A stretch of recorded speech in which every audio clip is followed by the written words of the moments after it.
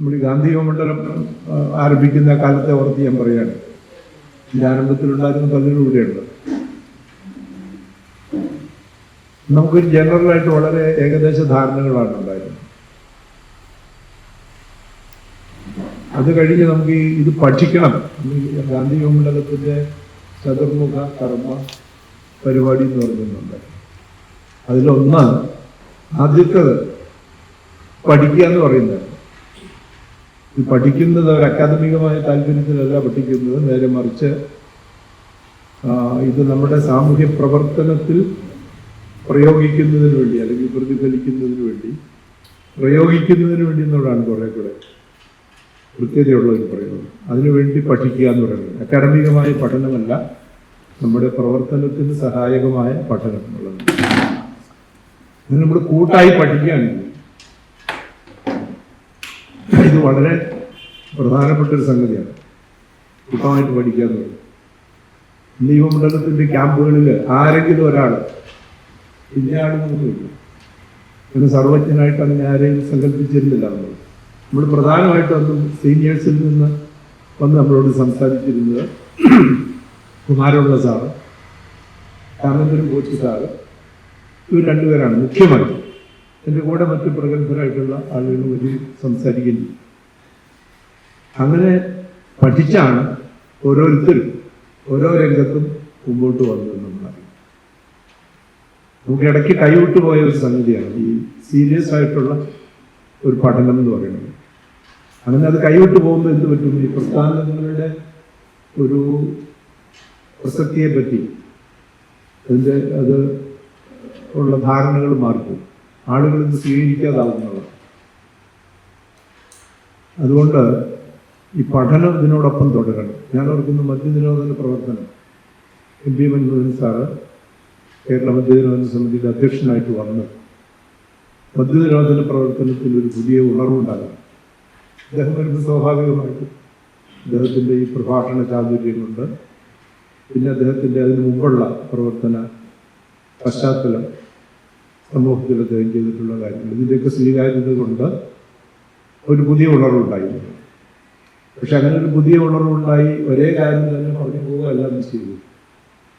നമ്മൾ ഈ മദ്യനിരോധനം എന്ന് പറയുന്നത് ഒരു കേവലം മദ്യം നിരോധിക്കുക, അതിൻ്റെ ഉപയോഗം കുറച്ചുകൊണ്ട് വരിക, പടിപടിയായിട്ട് മദ്യ നിരോധനത്തിലേക്ക് വരിക എന്ന് പറയുന്ന ഒരു കാര്യം മാത്രമല്ല, അതൊരു സാമൂഹ്യ മാറ്റത്തിൻ്റെ, ഇത് സമൂഹത്തിൽ ഗുണപരമായി ധാർമ്മികമായി ഉണ്ടാകേണ്ട ഒരു മാറ്റത്തിന് അനുപേക്ഷണീയമായിട്ടുള്ള ഒരു ഘടകമാണിത് എന്നുള്ള നിലയിൽ അതിന് ചിത്രീകരിക്കുകയും അതിന് കേവലം ഒരു ധാർമ്മികമോ അല്ലെങ്കിൽ ആത്മീയമോ അല്ലെങ്കിൽ മതപരമോ ആയിട്ടുള്ള ഒരു കാര്യം എന്നുള്ളതിനപ്പുറത്ത് ഒരു നവസമൂഹ രചനയ്ക്ക് അനുപേക്ഷണീയമായിട്ടുള്ള ഒരു ഘടകം എന്നുള്ള നിലയിൽ നമ്മളതിനെ വ്യാഖ്യാനിക്കാൻ തുടങ്ങി.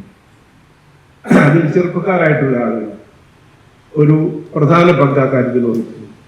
അപ്പം ആ രീതിയിലുള്ള ഈ പ്രസംഗങ്ങളൊക്കെ ക്രോഡീകരിച്ചിട്ടുള്ള ലഘുലേഖകൾ ഇറക്കുക അങ്ങനെയുള്ളത്. ഭൂമണ്ഡലത്തിൻ്റെ കാര്യത്ത് തന്നെ നമ്മൾ ഒരുപാട് വിഷയങ്ങളെ പറ്റി, പരിസ്ഥിതിയെ പറ്റി, മതവും സമൂഹവും തമ്മിലുള്ള ബന്ധത്തെ പറ്റി, അങ്ങനെയുള്ള വിഷയങ്ങളെ പറ്റിയിട്ടുള്ള ചെറിയ ചെറിയ പഠനങ്ങൾ ഒന്ന് പ്രസിദ്ധീകരിച്ചിരുന്നുള്ള ഈ പഠനം എന്ന് പറയുന്നത് ഒരു നിരന്തരമായി നമ്മൾ തുടരേണ്ട ഒരു കാര്യമാണ്.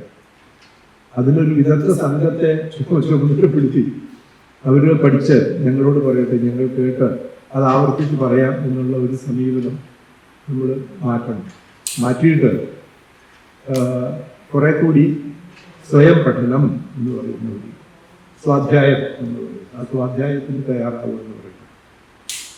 ഞാൻ ഓർക്കുന്നത് ഞങ്ങളെല്ലാവരും ഒരേ, ഇംഗ്ലീഷിൽ നമ്മൾ ഒരു ലെവൽ പ്ലേയിങ് ഗ്രൗണ്ട് എന്ന് പറയും. ഒരേ പ്രതലത്തിൽ നിന്ന് ആരംഭിച്ചതാണ്. ആരംഭിച്ചു കഴിഞ്ഞാൽ ഇത് കുറച്ചുകൂടി അക്കാഡമിക്കായിട്ട് കുറെ പേരെങ്കിലും പഠിക്കണം എന്ന് പറഞ്ഞാണ് നമ്മളത് അക്കാഡമികമായ ഒരു പഠനം ആരംഭിച്ചത്. ഞാനത് പിന്നെ അതിൻ്റെ അത് കുറെ കൂടെ ഒരു ഏകാഗ്രതയോടുകൂടി മുമ്പോട്ട് കൊണ്ടുപോയി എന്നുള്ളതേ ഉള്ളൂ. അങ്ങനെ ചെയ്യാൻ ആളുകൾ വേണം. അതുകൊണ്ട് അതാണ് എനിക്ക് ആദ്യമായി പറയാനായിട്ടുള്ളത്. നമ്മുടെ കൂട്ടമായ പഠനമാണ് നടക്കുന്നത് എന്നുള്ളത്. നമ്മൾ പഠിക്കുന്നത് ഇതിനെ ഒരു സാങ്കേതികമായി അല്ലെങ്കിൽ അക്കാദമികമായി മനസ്സിലാക്കുന്നതിനോ അക്കാദമികമായി ഉപയോഗിക്കുന്നതിന് വേണ്ടിയല്ല. ഇത് നമ്മുടെ ജീവിതത്തിലും നമ്മുടെ കർമ്മമണ്ഡലത്തിലും ഇത് പരിവർത്തനം ചെയ്യപ്പെടണം, പ്രയോഗിക്കപ്പെടണം. അതിനുവേണ്ടിയാണ്. അതിൻ്റെ മറ്റു തലങ്ങളെ പറ്റിയും ഞാൻ പറയാം. ഇതാണ് വളരെ പ്രധാനപ്പെട്ട ഒരു കാര്യമായിട്ട് നമ്മൾ ഓർമ്മിച്ച് വയ്ക്കേണ്ടതെന്നുള്ളതാണ്. മറ്റൊന്ന്, നമ്മുടെ ഈ വർഷം ഈ ഖാദിയിലെ സർക്കാർ സംഘത്തിൻ്റെയും ഗാന്ധിജിയുടെ ആത്മകഥയുടെയും 100 വർഷം അത് കോയിൻസൈഡ് ചെയ്ത് വരുവാണ്. ആത്മകഥയുടെ 100 വർഷം എന്ന് പറയുന്നതിന് സാങ്കേതികമായ ചില കാര്യങ്ങളുണ്ട്, അത് ഞാൻ പറയാം. അങ്ങനെ കോയിൻസൈഡ് ചെയ്ത് വരുമ്പോൾ നമ്മളിതിങ്ങനെ ഒരു വർഷമെങ്കിലും നീണ്ടു നിൽക്കുന്ന ഒരു പരിപാടിയായിട്ട് ഇത് മുമ്പോട്ട് കൊണ്ടുപോകണം എന്നുള്ളതിനെ പറ്റി ആലോചിച്ചു. ഇന്നലെ മുഖ്യമായിട്ടും ജെ കുഞ്ഞുകൃഷ്ണൻ മാഷാണ് അത് സജസ്റ്റ് ചെയ്തത്. നമുക്ക് ആദ്യം ഇതിൻ്റെ പരിപാടികളെ പറ്റി ചർച്ച ചെയ്യാം, എന്നിട്ട് പിന്നെ പഠനത്തിലേക്ക് വരാം എന്ന് പറഞ്ഞു. അതങ്ങനെയാണ് നമ്മൾ ഇന്നലെ അങ്ങനെ തീരുമാനിച്ചത്. എന്തിനാണ് ഇത് ചെയ്യുന്നത് എന്നുള്ളത്, നമ്മൾ എന്തിനാണ് ഗാന്ധിജിയുടെ ആത്മകഥയെ പറ്റി പറയുന്നത്? അതിന് ഈ ആത്മകഥയുടെ ഒരു മൂല്യമുണ്ട്. അതിൻ്റെ മാത്രമായിട്ട് നമ്മൾ ബാക്കി എല്ലാത്തിൽ നിന്നും എടുത്തു മാറ്റി ഈ ആത്മകഥയെ ഒരാത്മകഥ എന്നുള്ള നിലയിൽ മാത്രം നമ്മൾ കാണുകയാണെങ്കിൽ, സാധാരണ അതിനാണ് ഒരു അക്കാഡമിക് ഒരു പരിശോധന എന്ന് പറയുന്നത്, ഒരു അക്കാദമിക പരിശോധന നമ്മൾ നടത്തുകയാണ്. കേവലം ഒരു പുസ്തകം, ആത്മകഥകളുടെ കൂട്ടത്തിലുള്ള ഒരു പ്രത്യേക പുസ്തകം, വളരെയേറെ ശ്രദ്ധിക്കപ്പെട്ടിട്ടുള്ള ഒരു പുസ്തകം എന്നുള്ള നിലയിൽ നമ്മൾ അത് തന്നെ പരിശോധിക്കുന്നതിന് ന്യായമായ കാരണങ്ങളുണ്ട്, അടിസ്ഥാനമുണ്ട്. പക്ഷെ അതല്ല ഇത് ബേസിക് ആയിട്ടുള്ള അടിസ്ഥാനപരമായിട്ടുള്ള കാര്യങ്ങളുണ്ട്. ഈ പുസ്തകത്തിൻ്റെതായിട്ടുള്ള ഒരു സീരിയസ്നെസ്, ഒരു ഗരിമ, അതിൻ്റെ സവിശേഷതകൾ, അതുകൊണ്ട് അതിൻ്റെ ഒരു മൗലികമായ മൂല്യം എന്ന് പറയുന്നത് നമുക്ക് എടുത്തു പറയാവുന്ന കാര്യമാണ്. അത് നമുക്ക് പഠിക്കാം. ഈ കോഴ്സിൻ്റെ കൂട്ടത്തിൽ ഈ യാത്രയിൽ നമുക്കത് പഠിക്കാം. അതിനേക്കാൾ ഉപരി ഇന്നത്തെ ഒരു സാമൂഹ്യ, രാഷ്ട്രീയ, ധാർമ്മിക, സാംസ്കാരിക പശ്ചാത്തലം എന്ന് പറയുന്നത്, ആ പശ്ചാത്തലത്തിൽ നമ്മളിത് എങ്ങനെ മനസ്സിലാക്കണം, എങ്ങനെ വിശദീകരിക്കണം, എങ്ങനെ സംവേദനം ചെയ്യണം എന്നുള്ളത് വളരെ പ്രധാനപ്പെട്ട ഒരു കാര്യം. ഇത് മുഴുവൻ പറയാനായിട്ട് സാധിക്കേണ്ടി ഞാൻ ഒന്നോ രണ്ടോ കാര്യങ്ങൾ പ്രത്യേകം നമ്മൾ മനസ്സിലാക്കേണ്ടതും മനസ്സിൽ സൂക്ഷിക്കേണ്ടതും സീരിയസ് ആയിട്ട് പരിശോധിക്കേണ്ടതുമായിട്ടുള്ള ഒന്നോ രണ്ടോ കാര്യങ്ങൾ. ഒന്ന്, നമ്മുടെ എല്ലാവരും ഈ കാലത്ത് പറയുന്ന, എല്ലാവർക്കും അറിയാവുന്നതും നമ്മൾ ചർച്ച ചെയ്യപ്പെടുന്നതുമായിട്ടുള്ള ഒരു കാര്യമാണ് ഈ ഗാന്ധിജിയെ തമസ്കരിക്കുന്നതിന് നമുക്ക് ഉപയോഗിക്കുന്ന ഒരു വാക്കാണ് തമസ്കരിക്കുക എന്ന് പറയുന്ന ഒരു വാക്കാണ്. തമസ്കരിക്കുന്നതിന് ഒരു വളരെ ആസൂത്രിതമായ ഒരു ശ്രമം, ദീർഘകാലമായി നടന്നു വന്നിരുന്ന ഒരു ശ്രമം, ഒരു പുതിയ ശ്രമമല്ല അത്. ഇപ്പൊ അതിൻ്റെ ഒരു ബോയിലിംഗ് പോയിന്റിലേക്ക് ഇങ്ങനെ വരികയാണ്, ഇതിങ്ങനെ തിളച്ച് മറിയുന്ന ഒരവസ്ഥയിലേക്ക് വരികയാണ്. ഇത് നമ്മൾ തിരിച്ചറിയേണ്ട ഒരു കാര്യമാണ്.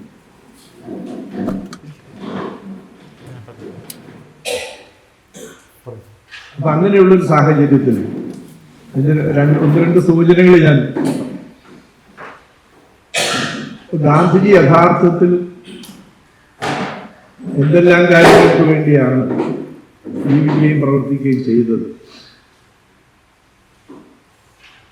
അതിനെ വികലമായിട്ട് ചിത്രീകരിക്കുക, അതിനു വേണ്ടിയിട്ടുള്ള ഒരു ശ്രമം. ഗാന്ധിജിയെ ഞാൻ വളരെ സ്പഷ്ടമായിട്ട് പറഞ്ഞിട്ടുണ്ടെങ്കിൽ ഒരു ഹിന്ദു പക്ഷപാതിയായിട്ട് ചിത്രീകരിക്കുന്നതിനുള്ള ഒരു ശ്രമം അത് മുമ്പൊന്നും ഉണ്ടായി. അതിൻ്റെ ഒരു ദൃഷ്ടാന്തം പറയാവുന്നത് ഗാന്ധിജിയുടെ ഈ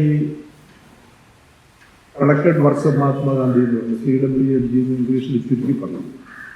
ഗാന്ധിജിയുടെ 100 വർഷം വന്നപ്പോൾ എൻ്റെ പശ്ചാത്തലമായിട്ട് പറയുന്നതാണ്. 1969 അദ്ദേഹത്തിൻ്റെ കൃതികൾ സമാഹരിച്ചു.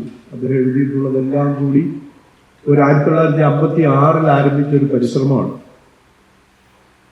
6 ഒരു എഡിറ്റോറിയൽ ബോർഡ് കോൺസ്റ്റിറ്റ്യൂട്ട് ചെയ്ത് 1956 ഒരു എഡിറ്റോറിയൽ ബോർഡ് കോൺസ്റ്റിറ്റ്യൂട്ട് ചെയ്തിട്ട് ഗാന്ധിജി എഴുതിയിട്ടുള്ള സാധനങ്ങളും നവജീവൻ, യങ് ഇന്ത്യ, അതിനും ഇന്ത്യൻ ഒപ്പീനിയൻ തെക്കേ ആഫ്രിക്കയിൽ, പിന്നെ വന്നു കഴിഞ്ഞിട്ട് നവജീവൻ, യങ് ഇന്ത്യ, ഹരിജൻ, പിന്നെ മറ്റ് പത്രങ്ങളിൽ ഒക്കെ എഴുതിയിട്ടുള്ള കാര്യങ്ങൾ, കൊടുത്തിട്ടുള്ള ഇന്റർവ്യൂ, ഇതെല്ലാം കൂടി സമാഹരിച്ച് ഗാന്ധിജിയുടെ സെന്റിനറി ഇയറിൽ, ശതാബ്ദി വർഷത്തിൽ പ്രസിദ്ധീകരിക്കണമെന്ന് തീരുമാനിക്കുകയും പണ്ഡിറ്റ് നെഹ്റു, ഡോക്ടർ രാധാകൃഷ്ണൻ, ബാബു രാജേന്ദ്ര പ്രസാദ് ഇവരുടെയൊക്കെ നേതൃത്വത്തിലാണ് അതിനൊരു കമ്മിറ്റി വെച്ചു. വളരെ പ്രഗത്ഭരായിട്ടുള്ള, ഇന്ത്യയിലെ വളരെ പ്രഗത്ഭരായിട്ടുള്ള ആളുകളാണ് അതിനകത്ത് അതിൻ്റെ എഡിറ്റോറിയൽ ബോർഡിൽ ഉണ്ടായിരുന്നത്. സ്വാമിനാഥൻ എന്ന് പറയുന്ന ഒരാളായിരുന്നു അതിൻ്റെ ചെയർമാൻ, CN പട്ടേൽ എന്ന് പറയുന്ന ഒരാളായിരുന്നു അതിൻ്റെ എഡിറ്റോറിയൽ വർക്കിൻ്റെ ചുമതല വഹിച്ചിരുന്നത്. അദ്ദേഹം ഗുജറാത്തിൽ നിന്നുള്ളൊരു പ്രൊഫസറാണ്. ഇങ്ങനെ ഒരു ഇത് വെച്ചാൽ അവർ 69 ഏതാണ്ട് 98-99 വോളിയം പ്രസിദ്ധീകരിച്ചു. കളക്ടഡ് വർക്ക്സ് ഓഫ് മഹാത്മാഗാന്ധി എന്നാണ് പറയുന്നത്. ഇംഗ്ലീഷിൽ CWMG ചുരുക്കി പറയുന്നത്.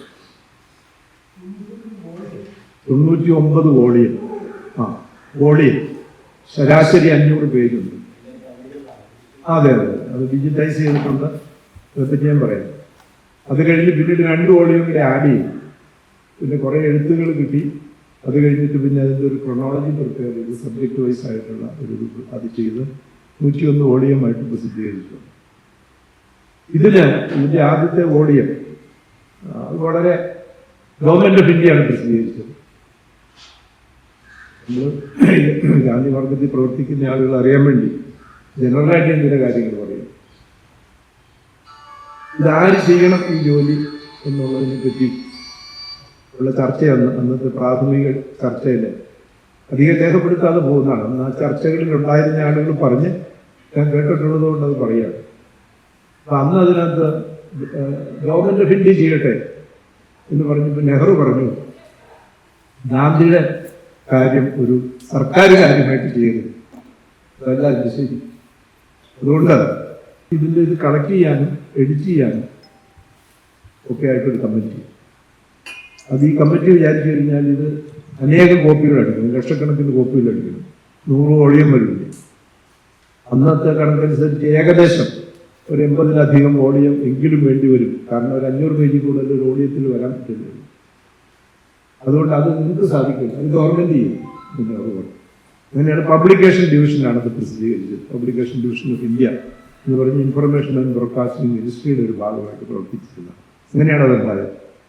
ഇതിന് രണ്ടാമതൊരു എഡിഷൻ വന്നു. അത് വാജ്പേയി പ്രധാനമന്ത്രിയായിരിക്കുന്ന സമയത്താണ് രണ്ടാമത്തെ ഒരു എഡിഷൻ. ഇത് പ്രവർത്തനം നേരത്തെ ആരംഭിച്ചത്. സെക്കൻഡ് എഡിഷൻ പബ്ലിഷ് ചെയ്യാനായിട്ട് അത് വന്നു കഴിഞ്ഞാൽ, ഇപ്പം ഞാനൊക്കെ യൂണിവേഴ്സിറ്റിയിൽ ഗാന്ധിയൻ പഠന വിഭാഗത്തിൽ പഠിപ്പിക്കുന്ന കാലമാണ്. ഇത് വന്നു, രണ്ടാമതൊരു എഡിഷൻ വന്ന് ഞങ്ങളൊക്കെ സ്വാഗതം ചെയ്തു. അല്ല എന്ന് വെച്ചാൽ നമ്മൾ സന്തോഷിച്ചു, സ്വാഗതം ചെയ്യല്ല, സന്തോഷിച്ചു. ഇത് വന്നല്ലോ ഒന്നെന്നുള്ള വിവരമൊക്കെ നമ്മളിങ്ങനെ അക്കാഡമിക് സർക്കിളിലെല്ലാം. അങ്ങനെ ഇരിക്കുമ്പോൾ സബർമതി ആശ്രമത്തിൽ നിന്ന് അവിടുത്തെ ഗവേഷണത്തിൻ്റെ ഒക്കെ വിഭാഗത്തിൽ ജോലി ചെയ്യുന്ന ഒരു ദീന പട്ടേൽ എന്ന് പറയുന്ന സ്ത്രീ, ഒരു സഹോദരി, ഇതിൽ വളരെ ടാമ്പറിങ് നടന്നിട്ടുണ്ട്. ഈ രണ്ടാം എഡിഷനിൽ പല ഭാഗത്തും അതിൻ്റെ ടെക്സ്റ്റിൽ ചില മാറ്റങ്ങൾ വരുത്തിയിട്ടുണ്ട് എന്ന് കണ്ടെടുത്തു. എന്നിട്ട് അത് അവർ ഇത് മുഴുവൻ പരിശോധിച്ചു. എന്തോ ഒരു ഹെർക്കൂലിയൻ ടാസ്ക്കാണ്, എന്തൊരു ഭാഗീരഥ പ്രയത്നമാണ് എന്ന് നിങ്ങൾ ആലോചിക്കുന്നു. ഇതിങ്ങനെ ഇത് ചെയ്ത് കഴിഞ്ഞിട്ട് അതിൻ്റെ പ്രധാനപ്പെട്ട സംഗതികളെല്ലാം അവർ കണ്ടുപിടിക്കുകയും അതേപ്പറ്റി അവരറിയുന്ന ആളുകളെ എല്ലാം അറിയിക്കുകയും ചെയ്യും. ഇങ്ങനെ എനിക്കൊരു കമ്മ്യൂണിക്കേഷൻ കിട്ടി. ഞാൻ കോട്ടയത്ത് യൂണിവേഴ്സിറ്റി പഠിപ്പിക്കുന്ന ആളാണ്. ഞാനിത് CN പട്ടേലിൻ്റെ മകളാണ് ദീന പട്ടേൽ. അറിഞ്ഞിരിക്കേണ്ട ഒരു കാര്യമാണ്. ഞാൻ സബർമതി ആശ്രമത്തിൽ പോയി ഇവരെ കണ്ട് ഇപ്പോഴാണ് ഈ കാര്യങ്ങളൊക്കെ അതിൻ്റെ ഡീറ്റെയിൽസ് എല്ലാം കിട്ടി, എങ്ങനെയൊക്കെയാണ് ഈ കാണുന്നത്. അത് കഴിഞ്ഞ് ഞാൻ ചുരുക്കി പറയുകയാണ്, സമയക്കുറവുകൊണ്ട് നമ്മൾ വളരെ സമ്മർദ്ദം ചെലുത്തി പാർലമെന്റിലൊക്കെ ഇത് ടേക്കപ്പ് ചെയ്ത്. അപ്പോൾ വാജ്പേയിക്ക് ഈ കാര്യത്തിൽ കുറച്ചുകൂടി ഒരു തുറന്ന മനസ്സുണ്ടായിരുന്നുകൊണ്ട് അദ്ദേഹം അത് ഒരു വാശി പിടിച്ചില്ല. ഇന്നത്തെ ഭരണാധികാരികളെ പോലെ അദ്ദേഹം പിൻവലിച്ചു. വോളിയം മുഴുവൻ മാർക്കറ്റിൽ നിന്ന് പിൻവലിച്ച് നശിപ്പിച്ചു. അതാണ് സംഭവിച്ചത്. അപ്പൊ ഇത് എന്താണ് ഇതിനകത്ത് ചെയ്തതെന്നുള്ളതാണ് പ്രസക്തമായിട്ടുള്ളൊരു കാര്യം.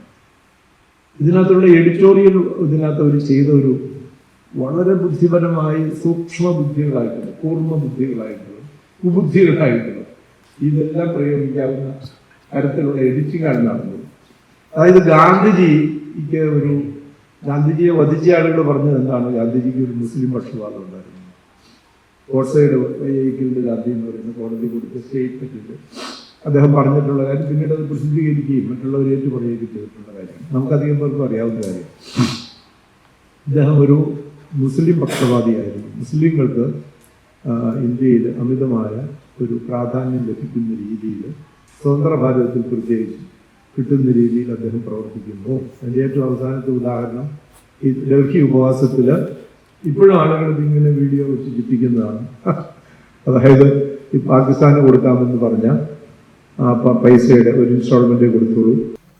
ഇതാണ് അന്നത്തെ ഒരു ആരോപണം, ഈ പൈസ കൊടുക്കുന്നത്. ഇപ്പൊ ഗാന്ധിജി പറയുന്നത് രണ്ട് ഗവൺമെന്റുകൾ തമ്മിൽ ഒപ്പിട്ട് ഒരു ഉടമ്പടി ഒപ്പിടുകയാണ്. ആ ഉടമ്പടി ഒപ്പിട്ട് കഴിഞ്ഞിട്ട് ആ ഉടമ്പടി ഹൈലൈറ്റ് ചെയ്യുന്ന അടിസ്ഥാനപരമായിട്ടൊരു സത്യ ലംഘനമാണ്. അതുകൊണ്ടത് ചെയ്യരുത് എന്നുള്ളതായിരുന്നു ഗാന്ധിജിയുടെ നിലപാടെന്ന് പറയുന്നത്. ഇങ്ങനെയുള്ള കാര്യങ്ങൾ പറഞ്ഞാണ് അന്ന് ഗാന്ധി വസത്തെ ന്യായീകരിച്ചുകൊണ്ടിരുന്നത്. പക്ഷെ ഈ എഡിറ്റ് ചെയ്ത ആളുകൾ ചെയ്യുന്നത് എന്താണെന്ന് വെച്ചാൽ, ഗാന്ധിജി ഈ ഹിന്ദുക്കളോട് അനുകൂലമായി അല്ലെങ്കിൽ മുസ്ലിങ്ങളെ കൂടി അക്കോമഡേറ്റ് ചെയ്ത് അവരെ ഈ മുഖ്യധാര ജീവിതത്തിലേക്ക്, രാഷ്ട്രീയ ജീവിതത്തിലേക്ക് കൊണ്ടുവരുന്നതിന് വേണ്ടി അദ്ദേഹം നടത്തിയിട്ടുള്ള പരിശ്രമങ്ങൾ, അതേപ്പറ്റി അദ്ദേഹം എഴുതിയിട്ടുള്ള കാര്യങ്ങൾ എല്ലാം ഈ എഡിറ്റോറിയൽ ആയിട്ടുള്ള മാറ്റങ്ങൾ വരുത്തിയിട്ട് അദ്ദേഹം ഒരു കൂടുതൽ ഹിന്ദു പക്ഷപാതിയായിരുന്നുവെന്നും ഒരു മുസ്ലിം താല്പര്യം കുറഞ്ഞയാളാണെന്നും വരത്തക്ക രീതിയിൽ ഇതിലെ കുത്തും കോമകളും ചില വാക്കുകളും ഒക്കെ മാറ്റി പല കാര്യങ്ങൾ ചെയ്തതിൽ ഞാൻ ഒരു കാര്യം പറയാം. അങ്ങനെയൊന്ന് ചില ഭാഗങ്ങളിൽ ചെയ്തു. ഏതായാലും ഇത് എഡിറ്റ് ചെയ്ത് ഇത്തരത്തിലുള്ള മാറ്റങ്ങൾ വരുത്തുന്നതിന് വേണ്ടി നടത്തിയിട്ടുള്ള ഒരു പരിശ്രമം ഉണ്ടായിരുന്നു. അത് തിരിച്ചറിഞ്ഞത് ഈ ദീന പട്ടേൽ എന്ന് പറയുന്ന ലേഡിയാണ്. ഞാനത് കഴിഞ്ഞ് ഗുജറാത്ത് വിദ്യാപീഠിൽ UGC പ്രൊഫസറായിരുന്ന കാലത്ത് ഞങ്ങൾ സഹപ്രവർത്തകരായിരുന്നു. ഇതിൻ്റെ ഡിജിറ്റൈസേഷനെ പറ്റി പറഞ്ഞു. ഡിജിറ്റൈസേഷൻ ഞാൻ അവിടെയുള്ള സമയത്താണ് ഇത് ചെയ്തത്. ഇവരായിരുന്നു അതിൻ്റെ മുഖ്യ ചുമതലക്കാരി. അവരിപ്പോഴും ഉണ്ട്. അങ്ങനെ ഇത് അവരുടെ ജീവിതത്തിൽ പലർക്കും ഗാന്ധി ആയിരുന്നു എന്ന് പറയുന്ന പോലെ ഇവരുടെ ജീവിതത്തിലെ ഏറ്റവും വലിയ ഒരു കൺസേൺ എന്ന് പറയുന്നത് ഈ CWMGയുടെ പരിശുദ്ധി, ആദ്യത്തെ എഡിഷൻ്റെ പരിശുദ്ധി കാത്തു സൂക്ഷിക്കുക എന്ന് പറയുന്നതാണ്. അവരുടെ പിതാവായിരുന്നു അതിൻ്റെ മുഖ്യ എഡിറ്റർ എന്നുള്ളതാണ്, അതിൻ്റെ ചീഫ് എഡിറ്റർ ആയിരുന്നില്ല എങ്കിലും എഡിറ്റിംഗ് പ്രധാനമായിട്ട് ചെയ്തത്. അതുകൊണ്ട് പിന്നീട് എന്ത് ചെയ്തിട്ട് ഗവൺമെൻറ്റിനെ കൊണ്ടൊരു തീരുമാനം എടുപ്പിച്ചു. അതായത് ഇതിൽ യാതൊരുവിധ ടാമ്പറിങ്ങും ഇനി നടത്താൻ പറ്റില്ല. അതിനുവേണ്ടിയാണ് അതിൻ്റെ ഫസ്റ്റ് ഈ CWMG എന്ന് പറയുന്ന 69 പ്രസിദ്ധീകരിച്ചതിൻ്റെ അത് വെച്ചൊരു ഡിജിറ്റൈസേഷൻ കംപ്ലീറ്റ് ആണ് നടത്തിയിട്ടുള്ളത്. അത് തന്നെയല്ല, അത് ആർക്കൈവ് ചെയ്തിട്ടുള്ളത്. ഞാൻ ജൽഗാവിൽ ഗാന്ധി റിസർച്ച് ഫൗണ്ടേഷനിൽ ഇരിക്കുമ്പോൾ ഇത് കംപ്ലീറ്റ് ആർക്കൈവ് ചെയ്തു. നമ്മൾ ആർക്കൈവ് ചെയ്യുക എന്ന് പറഞ്ഞാൽ ഇപ്പം ഇന്ദിരാഗാന്ധി ചെയ്തിട്ടുണ്ട്, ഡൽഹിയിൽ ചരിത്രം ചെയ്തു പറഞ്ഞ പോലെ 10 മീറ്റർ സ്കെയിലിൽ 10 ഇതുള്ള സ്ട്രെങ്ത്തുള്ള ഒരു ഭൂകമ്പം ഉണ്ടായാലും ഒന്നും പറ്റാത്ത രീതിയിലുള്ള ഒരു പേടകത്തിനകത്ത് നിന്ന് സൂക്ഷിച്ച് വെച്ചിരിക്കുകയാണ്. ഈ CWMGയുടെ കംപ്ലീറ്റ് ഡിജിറ്റൈസ്ഡ് കോപ്പി നമ്മൾ സൂക്ഷിച്ചിട്ടുണ്ടാകും. അപ്പോൾ എപ്പോൾ വേണമെങ്കിലും അത് നമുക്ക് റിട്രീവ് ചെയ്യാനായിട്ട് സാധിക്കും. പിന്നീട് അതിൻ്റെ ഈ ഡിജിറ്റൈസേഷൻ ചെയ്ത സാധനത്തിൻ്റെ ഡിജിറ്റൽ കോപ്പി വ്യാപകമായിട്ട് പ്രചരിപ്പിക്കും. അത് പെൻഡ്രൈവിലാക്കി, പ്രത്യേകം പെൻഡ്രൈവ് തന്നെ ഉണ്ടാക്കി ആ പെൻഡ്രൈവ് വന്ന് ഇന്ത്യയിൽ മുഴുവൻ ഞങ്ങൾ വിൽക്കുകയും ചെയ്തു എന്നുള്ളതാണ് ചെയ്തൊരു കാര്യം. ഞാൻ പറഞ്ഞത് എന്താണ് ഈ ഗാന്ധിയുടെ ഈ ടെക്സ്റ്റിൽ നിന്നുള്ള പ്രാധാന്യം എന്ന് നമുക്ക് ജനറലായിട്ട് പിടികിട്ടുന്നതിന് വേണ്ടിയിട്ട് ഞാനൊരു ഉദാഹരണം പറയുന്നു എന്നുള്ളത്. അപ്പം ഈ നേരത്തെ ആരംഭിച്ചതാണ്. ഇന്ന് നമ്മൾ വ്യാപകമായി കാണുന്നത് മറ്റു തരത്തിലുള്ള ആക്രമണങ്ങളാണ് ഗാന്ധി. ഒന്ന്, അദ്ദേഹത്തെ പറ്റി വ്യാജം പ്രചരിപ്പിക്കുക എന്ന് പറയുന്നത്, വെറുതെ വ്യാജമായിട്ടുള്ള കാര്യങ്ങൾ പ്രചരിപ്പിക്കുക എന്ന് പറയുന്നത്. നമുക്കറിയാം, നമ്മൾ ഈ ഹിറ്റ്ലറിൻ്റെ കാലത്ത് അദ്ദേഹത്തിൻ്റെ പബ്ലിക് റിലേഷൻസിൻ്റെ ഇൻഫർമേഷൻ ആൻഡ് ബ്രോഡ്കാസ്റ്റിംഗ് എന്ന് നമ്മൾ പറയുന്നതിൻ്റെ അവിടുത്തെ ചുമതലക്കാരനായിരുന്ന ഒരു മന്ത്രി ഉണ്ടായിരുന്നു. അയാളാണ് ഗീബൽസ് എന്ന് നമ്മൾ പറയും. ഗീബൽസ് എന്ന തന്ത്രം എന്നൊക്കെ പറയും. പോൾ ജോസഫ് ഗീബൽസ് എന്ന് പറയുന്ന ഒരാളായിരുന്നു. അയാളൊരു തിയറി ഉള്ളത്, അയാൾ സ്വന്തമായിട്ട് കോൺകോക്ട് ചെയ്ത് ഉണ്ടാക്കിയ ഒരു തിയറിയല്ല. അങ്ങനെ ചരിത്രമൊക്കെ പരിശോധിച്ച് മനസ്സിലാക്കിയ ഒരു കാര്യം തിയറൈസ് ചെയ്തതാണ്, അനുഭവിച്ചതാണ്. എന്താണ്? നമ്മുടെ ഒരു സത്യം അനേകവട്ടം പറഞ്ഞാൽ ആളുകൾ അതൊരു സത്യമാണ് എന്ന് ആദ്യം ഒരു സംശയത്തിൻ്റെ ആദ്യം കൊടുക്കും. ഇതിങ്ങനെ പറയുന്നത് 4 പേര് പറഞ്ഞല്ലോ, അല്ലെങ്കിൽ ഒരാൾ പലതവണ പറഞ്ഞല്ലോ, അപ്പോൾ ഇതിനകത്ത് എന്തെങ്കിലും കാര്യം കാണും. ഇല്ലാതെ എങ്ങനെ പറയുമോ? ഇങ്ങനെ എന്താണ് 100 വട്ടം ഒരു നുണ ആവർത്തിച്ചാൽ അത് സത്യമായി സ്വീകരിക്കപ്പെടുന്നത്, സമൂഹം സ്വീകരിക്കപ്പെടുന്നത്. അതാണ് ഗീബൽസിയൻ തന്ത്രം എന്ന് പറയുന്നത്. അതുകൊണ്ട് അതിങ്ങനെ ആ രീതിയിൽ ഇങ്ങനെ വ്യാജ പ്രചരണങ്ങൾ നടത്താം. എന്തോരം വീഡിയോകളാണ് ഇപ്പോൾ പ്രചരിക്കുന്നത്.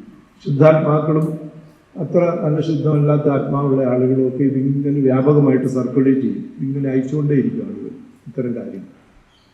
അപ്പോൾ ഇതിങ്ങനെ കുറേ തവണ കിട്ടിക്കഴിയുമ്പോൾ നമ്മൾ അങ്ങനെ ഒരു ഭാഗത്തൂടെ ഗാന്ധിജി ചെയ്യാത്ത കാര്യങ്ങൾ ചെയ്തുവെന്ന് പ്രചരിപ്പിച്ച് വ്യാജം പറഞ്ഞ് നുണ പറഞ്ഞ് അദ്ദേഹത്തെ അപകീർത്തിപ്പെടുത്താൻ ശ്രമിക്കുകയും അദ്ദേഹത്തിൻ്റെ മഹത്വം എന്ന് പറയുന്നത് കൽപ്പിക്കുന്ന മഹത്വമൊന്നുമില്ല ഈ മനുഷ്യൻ എന്ന് ഡീമിസ്റ്റിഫൈ ചെയ്യാന്ന് ഇംഗ്ലീഷിൽ പറയും. ഇപ്പം നമ്മൾ അദ്ദേഹത്തിന് നൽകിയിട്ടുള്ള ഒരു മഹത്വം എന്ന് പറയുന്നത് ഇല്ലാതാക്കുക എന്ന് പറയുന്ന ഒരു പരിപാടിയാണ്.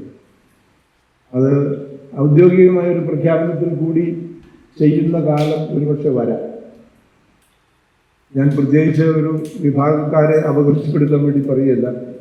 ഈ കത്തോലിക്ക സഭയിൽ വിശുദ്ധന്മാരായിട്ട് പ്രഖ്യാപിക്കുക ആളുകൾ നമുക്കറിയാം. അൽഫോൻസാമ്മയെ, പാലായിലെ അൽഫോൻസാമ്മയെ വിശുദ്ധിയായിട്ട് പ്രഖ്യാപിച്ചു. ഏവുപ്രാസാമ്മയെ അങ്ങനെ വിശുദ്ധനായിട്ട് പ്രഖ്യാപിക്കാം. അത് എളുപ്പം ചെയ്യുന്നൊന്നുമല്ല. ഒരുപാട് കാലത്ത് അന്വേഷണവും സാക്ഷ്യങ്ങളും സാക്ഷികളും ഒക്കെ ചെയ്തിട്ടാണ് ഇങ്ങനെ ചെയ്യുന്നത്. ഒരു വലിയ പ്രൊസീജിയറാണ്. അപ്പം ഇങ്ങനെ ചെയ്യും. ഇങ്ങനെ ചെയ്യൽ മാത്രമല്ല, ഒരാളെ വിശുദ്ധിയായിട്ട് പ്രഖ്യാപിച്ചു കഴിഞ്ഞിട്ട് കുറേ കാലങ്ങൾക്ക് ശേഷം ആരെങ്കിലും സംശയങ്ങൾ ഉന്നയിക്കാമെന്ന് വിചാരിച്ചു. ആ സംശയങ്ങൾ സീരിയസ് ആയിട്ട് പരിഗണിക്കേണ്ട സംശയങ്ങളാണെന്ന് തോന്നിയാൽ അത് പരിശോധിക്കുന്ന ഒരു സമ്പ്രദായം ഈ കത്തോലിക്ക സഭയുടെ ഇത് കൈകാര്യം ചെയ്യുന്ന വിഭാഗത്തിലുണ്ട്. അപ്പം അത് വീണ്ടും പരിശോധിച്ചിട്ട് ഇവരാദ്യം എടുത്ത തീരുമാനം തെറ്റിപ്പോയി എന്ന് തോന്നുവാണെങ്കിൽ അത് പുനഃപരിശോധിച്ചിട്ട് ഇവരെ നീക്കം ചെയ്യും. വിശുദ്ധന്മാരുടെ പട്ടികയിൽ നിന്ന് നീക്കം ചെയ്യുന്ന ഒരു പരിപാടി, കാനനൈസ് ചെയ്യുക എന്ന് പറയും. ഇവരെ വിശുദ്ധരാക്കുന്ന പ്രക്രിയയ്ക്ക് ഇംഗ്ലീഷിൽ പറയുന്നത് കാനനൈസ് ചെയ്യുക എന്ന് പറയുന്നത്. അത് മാറ്റുന്നതിന് കാനനൈസ് ചെയ്യുക എന്ന് പറയും. ഞാനൊരു ഉദാഹരണം പറയുന്നു. ഒരുപക്ഷെ നിങ്ങൾ പറഞ്ഞത് അറിഞ്ഞുകൂടായിരുന്നു, ഒരുപക്ഷെ അറിയാമായിരുന്നു. ഈ സെന്റ് ജോർജ് എന്ന് പറഞ്ഞൊരു ഇതുണ്ട്, കുതിരപ്പുറത്തിരിക്കുന്ന ഒരു കണീറ്റിൽ ഒരു കുന്തം ഇങ്ങനെ പിടിച്ച് ഒരു വ്യാളി ഒരു വിചിത്രമായ ഒരു സർപ്പം, ഒരു വിചിത്ര സർപ്പത്തെ കൊല്ലുന്ന ഒരു പടം. ഇംഗ്ലണ്ടിലെ UK-യുടെ ഔദ്യോഗിക വിശുദ്ധനാണ്. ഔദ്യോഗിക വിശുദ്ധനാണ് ഈ സെന്റ് ജോർജ് എന്ന് പറയുന്നത്. ഒരു രാജ്യത്തിൻ്റെ, നമുക്ക് മഹാത്മാഗാന്ധി നമ്മുടെ രാഷ്ട്രപിതാവാണ് എന്ന് പറയുന്നത് പോലെ ഇംഗ്ലണ്ടിൻ്റെ ഔദ്യോഗിക വിശുദ്ധനാണ് സെന്റ് ജോർജ് എന്ന് പറയുന്നത്. ഈ സെന്റ് ജോർജിനെ പറ്റിയുള്ള കഥ ഒരു എന്താ പറയുക, ഒരു കെട്ടുകഥയാണ്, ഒരു ലെജൻഡാണ്. വെറുതെ ഇങ്ങനെ പറഞ്ഞു വന്നിട്ടുള്ള ഒരു നമ്മുടെ ഓണത്തിൻ്റെ കഥയിൽ മാവേലി നാടുവാണിയുടെ കാലം എന്ന് പറയുന്നത് പോലെയുള്ള ഒരു ലെജൻഡാണ് അത് എന്ന് ഒരു അഭിപ്രായം വരികയും, ഇങ്ങനെ ഒരു ജീവി, ഒരു എവല്യൂഷൻ്റെ ഇതിനകത്ത് ഇങ്ങനെ നോക്കി കഴിയുമ്പോൾ ഇങ്ങനെ ഒരു ജീവി ഉണ്ടായിരുന്നതായിട്ട് ഒരു തെളിവും ഇല്ലാന്ന് കണ്ട് കത്തോലിക്ക സഭ എന്ത് ചെയ്തു എന്ന് വെച്ചാൽ ഇത് പരിശോധിക്കുന്നതിന് വിദഗ്ധന്മാരുടെ സമിതി എന്ന് ചോദിച്ചു. ബയോളജിസ്റ്റുകൾ, അതുപോലെ തന്നെ ആന്ത്രപ്പോളജിസ്റ്റുകൾ, ആർക്കിയോളജിസ്റ്റുകൾ, ഇവരെയൊക്കെ വെച്ച് ഈ കാർബൺ ടെസ്റ്റിംഗ് എന്നൊക്കെ പറയുന്നത് പോലെയുള്ള ചില ടെസ്റ്റിംഗ് ഒക്കെ ഇതൊക്കെ നോക്കിയിട്ട് ഡേറ്റിംഗ്, കാർബൺ ഡേറ്റിംഗ് എന്ന് പറയുന്നത് ഇത്ര പൗരാണികമുണ്ട്. ഇപ്പോൾ ഒരു അസ്ഥിയുടെ കഷണം കിട്ടിയാലും അത് അതിൻ്റെ ഏജ് എത്രയാണെന്നുള്ളത് നിർണ്ണയിക്കാനായിട്ടൊരു ടെസ്റ്റ് ഉണ്ട്. അതിനാണ് കാർബൺ ടെസ്റ്റിംഗ് ഉള്ളത്. ഇതൊക്കെ നോക്കി കാർബൺ ഡേറ്റ്. വീട്ടിങ്ങനെ ഒരു ജീവിച്ചിരുന്നില്ല. എന്ന് കണ്ട് ഇദ്ദേഹത്തെ ഡീകാനനൈസ് ചെയ്യാൻ തീരുമാനിച്ചു. ഞാൻ കഥ തീർക്കുന്നു. സെന്റ് ജോർജ് ഇപ്പോൾ കത്തോലിക്ക സഭയുടെ പുണ്യവാളന്മാരുടെ ലിസ്റ്റിൽ നിന്ന് നീക്കം ചെയ്യപ്പെട്ടു. പക്ഷെ പ്രശ്നം എന്താണെന്ന് വെച്ച് കഴിഞ്ഞിട്ടുണ്ടെങ്കിൽ ഇന്ത്യയിൽ ഇപ്പോഴും ഉണ്ടല്ലോ. ഇന്ത്യയിൽ എന്ന് പറയുമ്പോൾ നമ്മുടെ എടപ്പള്ളി, അരുവിത്തറ, എടത്വ, മണർകാട് സെമിനേരിയാണ് നമ്മുടെ പുതുപ്പള്ളി. ഈ സെന്റ് ജോർജിനെ നീക്കി എന്ന് പറഞ്ഞാൽ വല്ലതും സമ്മതിക്കുമോ? അതിന്റെ മുമ്പ് ഇതൊക്കെയുണ്ട്. അപ്പൊ അതുകൊണ്ട് എന്ത് തീരുമാനിച്ചു എന്ന് വെച്ചാൽ ഈ വിഷപ്പാമ്പുകളൊക്കെ ഉള്ള രാജ്യങ്ങൾ, ആഫ്രിക്കയിലെ ചില രാജ്യങ്ങൾ, ഇന്ത്യയിലെ ചില സ്ഥലങ്ങൾ, ഇവിടെയൊക്കെ ഈ പുള്ളി തുടർന്നോട്ടെ എന്ന് ഒരു എന്താ പറയുക, ഒരു വിട്ടുവീഴ്ച. അല്ലാത്ത സ്ഥലങ്ങളിൽ ഔദ്യോഗികമായി ഈ വിശുദ്ധന്മാരുടെ പട്ടികയിൽ ഇല്ലെങ്കിലും ഇത് നീക്കം ചെയ്താൽ കുഴപ്പമുണ്ടാകും എന്നുള്ള സ്ഥലങ്ങളിലൊക്കെ അദ്ദേഹം തുടർന്നോട്ടെ, ഒരു ആരാധിച്ചോട്ടെ എന്ന് വിചാരിച്ച് ഒരു വിട്ടുവീഴ്ച ചെയ്താണ് ഇദ്ദേഹം ഇന്ത്യയിൽ. കേരളത്തിലൊക്കെ അല്ലെങ്കിൽ ഇപ്പോൾ പുള്ളിയൊക്കെ എന്നാ ചെയ്ത് കോഴി നേരത്തെ വരുന്നത്. അപ്പൊ ഇങ്ങനെ ഞാനിത് പറഞ്ഞതെന്താണെന്ന് വെച്ചാൽ, ഈ മഹാത്മാഗാന്ധിയെ രാഷ്ട്രപിതാവിന്റെ സ്ഥാനത്ത് നിന്ന് ഡീകാനനൈസ് ചെയ്യപ്പെടുന്ന ഒരു കാലം അതിവിദൂരമാണ് എന്നൊന്നും നമ്മൾ സംശയിക്കേണ്ടതില്ല എന്ന് തോന്നുന്ന വിധത്തിലാണ് കാര്യങ്ങളുടെ പോക്ക് എന്ന് നമുക്ക് എന്തെന്നാ പറയുക, സൂചനകൾ കൊണ്ട് മനസ്സിലാക്കാനായിട്ട് സാധിക്കും. അപ്പൊ ഇത് നുണപ്രചരണം മുതൽ അദ്ദേഹമല്ല യഥാർത്ഥത്തിൽ ഇന്ത്യയുടെ രാഷ്ട്രപിതാവായി അംഗീകരിക്കപ്പെടേണ്ടത് എന്നുള്ള ഒരു ആർഗ്യുമെന്റ് ഇപ്പോൾ വ്യാപകമായിട്ട് നടക്കുന്നുണ്ട്. നമുക്ക് എല്ലാവർക്കും അറിയാവുന്നതാണ്. സോഷ്യൽ മീഡിയ നോക്കുന്നവർക്കൊക്കെ അറിയാം അങ്ങനെ നടക്കുന്നുണ്ട്. സംഭവിക്കാൻ പാടില്ലായില്ല. ഗവൺമെന്റ് വേണമെങ്കിൽ ഒരു ഘട്ടത്തിൽ അങ്ങനെ തീരുമാനിക്കാം. ഇതിൻ്റെ ഉള്ളിൽ ഒരുപാട് മറ്റു കാര്യങ്ങളെല്ലാം ഉണ്ടെന്നുള്ളതാണ്. അപ്പൊ അതുകൊണ്ട് ഇതുമായി ബന്ധപ്പെട്ടാണ് നമ്മൾ ഇതിന്റെ പശ്ചാത്തലമായി വരുന്ന ഈ ചരിത്രത്തിന്റെ ഈ പുനർനിർമ്മാണം എന്ന് പറയുന്ന ഒരു പ്രക്രിയ നടത്തുന്നുണ്ട്. ചരിത്രം തിരുത്തി എഴുതുക, ചരിത്രത്തെ മാറ്റുക, ചരിത്രത്തെ ദുർവ്യാഖ്യാനം ചെയ്യുക, തെറ്റായിട്ട്. ഇതും ഈ ഗാന്ധിയുടെ ഇതുമായിട്ട് ബന്ധപ്പെട്ടു പോകുന്ന ഒരു കാര്യമാണ്. ഇങ്ങനെ ഒരു കാലഘട്ടം എന്ന് പറയുന്നത് നമ്മൾ ഈ ആത്മകഥയെപ്പറ്റി പറയുന്ന സമയത്ത് മനസ്സിൽ കരുതേണ്ട ഒരു കാര്യമാണ്. ഇങ്ങനെ ഒരു കാലഘട്ടത്തിലാണ് നമ്മളിപ്പോൾ ഗാന്ധിജിയുടെ ആത്മകഥയുടെ 100 വർഷം, അതിൻ്റെ പ്രസിദ്ധീകരണത്തിൻ്റെ 100 വർഷം ആചരിക്കാനായിട്ട് ആലോചിക്കുന്നത് എന്നുള്ളത് ഒരു പ്രധാനപ്പെട്ട കാര്യമാണ്. മറ്റൊരു കാര്യം, ഗാന്ധിജിയുടെ ആത്മകഥയിൽ നിന്ന് നമുക്ക് എടുത്തു പറയാവുന്നതും പശ്ചാത്തലമായി നമ്മൾ ഓർമ്മിച്ചിരിക്കേണ്ടതുമായ ഒരു കാര്യം, ഗാന്ധിജി പൊതുജീവിതം ആരംഭിക്കുന്നത് തെക്കേ ആഫ്രിക്കയിലാണ്. നമുക്കറിയാം, തെക്കേ ആഫ്രിക്കയിലെ ഇന്ത്യക്കാരുടെ, ഇന്ത്യൻ വംശജരുടെ മനുഷ്യാവകാശങ്ങൾക്കും പൗരാവകാശങ്ങൾക്കും വേണ്ടി, അന്തസ്സിനും വേണ്ടി, ഇത് രണ്ടുമായി ബന്ധപ്പെട്ടതാണ് അന്തസ് എന്ന് പറയുന്നത്. അതിനു വേണ്ടിയിട്ടുള്ള ചില സ്ട്രഗിൾസ്, പരിശ്രമങ്ങൾ, ചില സമരങ്ങൾ, പ്രതിരോധ സമരങ്ങൾ ഒക്കെ തീർക്കാൻ ആരംഭിച്ചെന്നുള്ളത് നമുക്ക് എല്ലാവർക്കും അറിയാവുന്ന കാര്യമാണ്. അന്ന് ഗാന്ധിജി മനസ്സിലാക്കിയ ഒരു കാര്യം, ഈ ഇന്ത്യയുടെ ഒരു ശരിയായിട്ടുള്ള ഒരു കൃത്യതയോടുകൂടിയ ഒരു പരിച്ഛേദമല്ലെങ്കിലും ഇന്ത്യൻ സമൂഹത്തിൻ്റെ ഒരു ഘടനയുണ്ട്, സ്ട്രക്ചറുണ്ട്. അതിൻ്റെ നമുക്കറിയാം, വളരെ ശ്രേണീബദ്ധമായിട്ടുള്ള ഒരു ഘടനയാണ്. അതിൽ വളരെ ഉയർന്ന സ്ഥാനങ്ങളിൽ, പല കാരണങ്ങൾ കൊണ്ട് ഉയർന്ന സ്ഥാനങ്ങളിൽ ഇരിക്കുന്ന ആളുകളുണ്ട്. ഒന്ന് സാമൂഹ്യ അധികാരം എന്ന് പറയുന്നത്, അത് ജാതിയിലാണ് സാമൂഹ്യ അധികാരം സ്ഥാപിക്കപ്പെട്ടിട്ടുള്ളത്, ജാതി വഴിയാണ്. രാഷ്ട്രീയ അധികാരം നമുക്കറിയാം, നമ്മുടെ നാട്ടിൽ ഈ രാജ്യം ഭരിക്കുന്ന ആളുകൾ, രാജാക്കന്മാർ പലരും ജാതിയിൽ ഏറ്റവും മുമ്പിൽ നിൽക്കുന്നവരല്ല, ക്ഷത്രിയ വിഭാഗത്തിൽപ്പെടുന്ന ആളുകളാണ്. അതിലും താഴെയുള്ളവർ രാജാക്കന്മാരായിട്ടുള്ള പല സ്ഥലങ്ങളുണ്ട്. പക്ഷെ പൊളിറ്റിക്കൽ പവർ എന്ന് പറയുന്നത് വേറൊരു സാമ്പത്തിക അധികാരം എന്ന് പറയുന്നതുണ്ട്. പിന്നെ നമ്മൾ പറയുന്ന ഈ വിദ്യയുടെ, അറിവിൻ്റെ ഉള്ള ഒരു അധികാരം എന്ന് പറയുന്നത് ജ്ഞാനവൃദ്ധൻ എന്ന് പറയുന്നു, വിദ്യാവൃദ്ധൻ, ധനവൃദ്ധൻ എന്നൊക്കെ പറയുന്നത് പോലെ ഇതുണ്ട്. അപ്പൊ ഇതെല്ലാം അവിടെ ഉണ്ടായിരുന്നു, തെക്കേ ആഫ്രിക്കയിലും ഉണ്ടായിരുന്നു. അപ്പൊ അതുകൊണ്ട് ഇതൊരു വിഭജിതമായിട്ടുള്ള ഒരു ജനതയായിരുന്നു, ഒരു സമൂഹമായിരുന്നു, ഒരു സമുദായം. ഇന്ത്യൻ സമുദായം ഈ തെക്കേ ആഫ്രിക്കയിൽ വളരെ വിഭജിതമായിട്ടുള്ള, അധികം പേരും ലേബറേഴ്സാണ്. നമ്മുടെ നാട്ടിലെ പോലെ തന്നെയാണ്. നമ്മുടെ നാട്ടിൽ ബഹുഭൂരിപക്ഷം പേരും താഴ്ന്ന വിഭാഗത്തിൽപ്പെടുന്ന ആളുകളാണ് അവിടെ ഈ തൊഴിലാളികളാണ്. അതിൽ തന്നെ ഈ തൊഴിലാളികളിൽ തന്നെ സ്വാതന്ത്ര്യമുള്ള തൊഴിലാളികളും സ്വാതന്ത്ര്യമില്ലാത്ത തൊഴിലാളികളും ഉണ്ടായിരുന്നു. എന്നുവെച്ചാൽ ബോണ്ട് ചെയ്ത് ഇൻഡൻജ്യൂർഡ് ലേബറേഴ്സ് എന്ന് പറയുന്നത് അവിടെ പോയി അവർക്ക് വേറെ ഒരു യജമാനോട് ജോലി ചെയ്യാനൊന്നും വൃത്തിയില്ല. പണ്ട് നമ്മുടെ നാട്ടിലുണ്ടായിരുന്നില്ല. ചില കുടുംബങ്ങൾക്ക്, സമ്പന്ന കുടുംബങ്ങൾക്ക്, കുടുംബങ്ങളിൽ മാത്രം അവരുടെ ജോലി മാത്രം ചെയ്യുന്ന ഈ ജോലിക്കാരുണ്ടായിരുന്നു, ഹരിജൻസ് ഉണ്ടായിരുന്നു. എൻ്റെ വീട്ടിലുണ്ടായിരുന്നു, എനിക്കറിയാം. കാരണം നമ്മുടെ സ്ഥലത്താണ് അവർ താമസിക്കുന്നത്. ഇപ്പം നമ്മുടെ അനുവാദമില്ലാതെ വേറൊരു സ്ഥലത്ത് ജോലിക്ക് പോകാനായിട്ട് ഒക്കില്ല. ഇപ്പം നാളെ മറ്റൊരിടത്ത് പണിക്ക് പൊയ്ക്കോട്ടെ എന്ന് വീട്ടിലൊന്ന് ചോദിച്ചിട്ടാണ് പോകുന്നത്. അങ്ങനെ ഒരു കാലം ഉണ്ടായിരുന്നു. അതുപോലെ ഇൻഡൻജ്യൂർഡ് ലേബറേഴ്സ് അങ്ങനെയാണ്.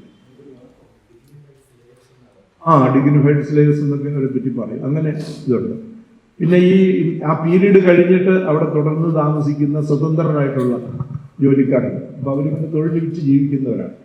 ഇങ്ങനെയുള്ളവരുണ്ട്. ഈ കടകളിൽ എടുത്തു കൊടുപ്പൊക്കെ നടത്തുന്നവരുണ്ട്. നമ്മുടെ ആളുകൾ അധികം കച്ചവടക്കാരായിരുന്നു. കണക്കെഴുതുന്നവരുണ്ട്, കണക്കപ്പുള്ളുകൾ. അവർക്ക് അത്യാവശ്യം എഴുതാനൊക്കെ അറിയാവുന്നവരാണ്. അങ്ങനെ ഓരോ ലെവലിലുള്ള ആളുകൾ അവിടെ ഉണ്ടായിരുന്നവരാണ്. അതുകൊണ്ട് ഈ ആളുകളെ മുഴുവൻ യോജിപ്പിച്ച് അവരുടെ അവകാശങ്ങൾക്ക് വേണ്ടി എന്തെങ്കിലും ഒരു കൂട്ടായ പരിശ്രമം നടത്തണമെങ്കിൽ എന്തു വേണം? ഇവരെ ഏകോപിപ്പിക്കണം. അപ്പൊ ഈ തരം വിഭജനങ്ങളെല്ലാം അവസാനിക്കേണ്ട ആവശ്യം.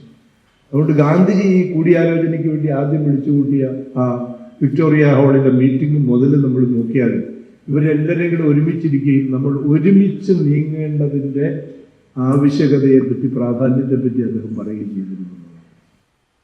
ഇന്ത്യയിൽ തിരിച്ചു വന്നു കഴിഞ്ഞിട്ട് നമുക്കറിയാം, ഗോഖലെ പറഞ്ഞതനുസരിച്ച്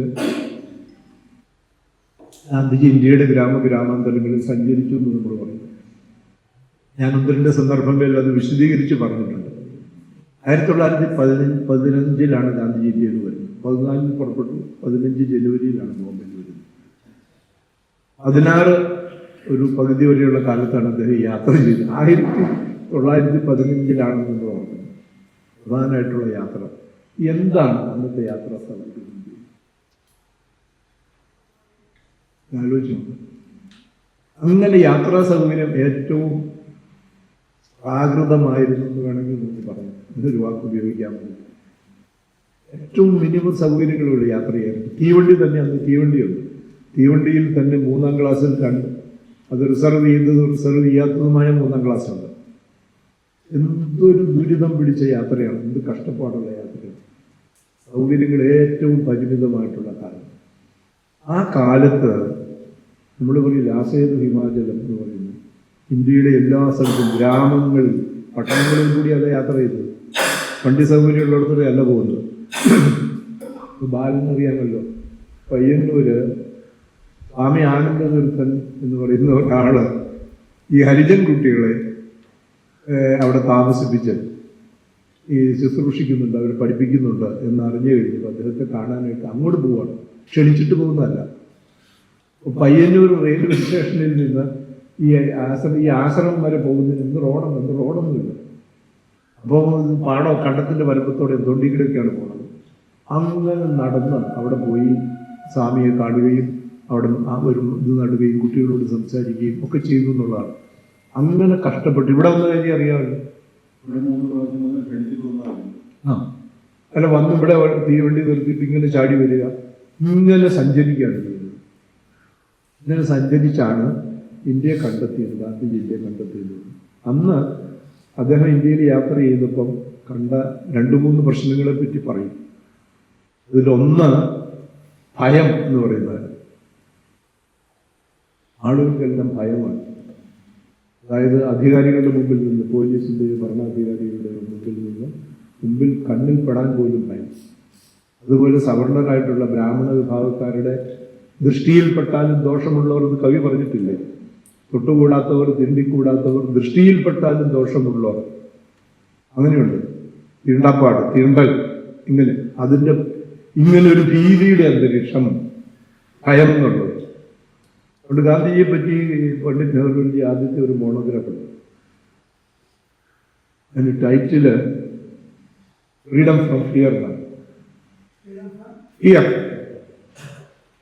ഗാന്ധിജിയെ പറ്റി നെഹ്റു എഴുതിയ ആദ്യത്തെ ചെറിയ മോണോഗ്രാഫ്. ആ മോണോഗ്രാഫിന്റെ ഭയത്തിൽ നിന്ന് മുക്തി എന്ന് പറഞ്ഞ് മലയാളത്തിൽ ആരോ തർജ്ജമ ചെയ്തിട്ടുണ്ട്, ഭയത്തിൽ നിന്ന് മുക്തി എന്ന് പറഞ്ഞു. ഇതാണ് കാര്യം. അപ്പം ഒരു കാര്യം ഭയം. പിന്നെ വിഭജിതരാണ്, ജനങ്ങൾ വിഭജിതരാണ് എന്നുള്ളത് രണ്ടാമത്തെ കാര്യം. ഈ സമുദായങ്ങൾ തമ്മിൽ, ജാതി സമുദായങ്ങൾ, നമ്മൾ ഈ സമുദായത്തെ ഒന്ന് വ്യവച്ഛേദിച്ച് മനസ്സിലാക്കേണ്ട ആവശ്യമുണ്ട്. നമ്മുടെ സമൂഹം എന്ന് പറയുമ്പോൾ വളരെ ഒരു ഫ്ലെക്സിബിളായിട്ടുള്ള വളരെ വിപുലമായിട്ടുള്ള ഒരു കാറ്റഗറി, ഒരു സമ്മർദ്ദമാണ് സമൂഹം എന്ന് പറയുന്നത്. അതേസമയത്ത് സമുദായം എന്ന് പറയുമ്പം ഒരു മതവിശ്വാസവുമായി ആചാരങ്ങൾ, അനുഷ്ഠാനങ്ങൾ, പൊതുവിശ്വാസങ്ങൾ ഇതുമായി ബന്ധപ്പെട്ട് നിൽക്കുന്ന ഒന്നാണ് സമുദായം എന്ന് പറയുന്നത്. ഈ സമുദായങ്ങൾ തമ്മിൽ, മതസമുദായങ്ങൾ തമ്മിലുള്ള അത് അന്ധമായ മതവിശ്വാസം മാത്രമല്ല. അതുകൊണ്ടാണ് നമ്മൾ മതസമുദായം, അതുകൊണ്ടാണ് സമുദായ മൈത്രി എന്ന് പറയുന്ന ഒരു കാര്യം.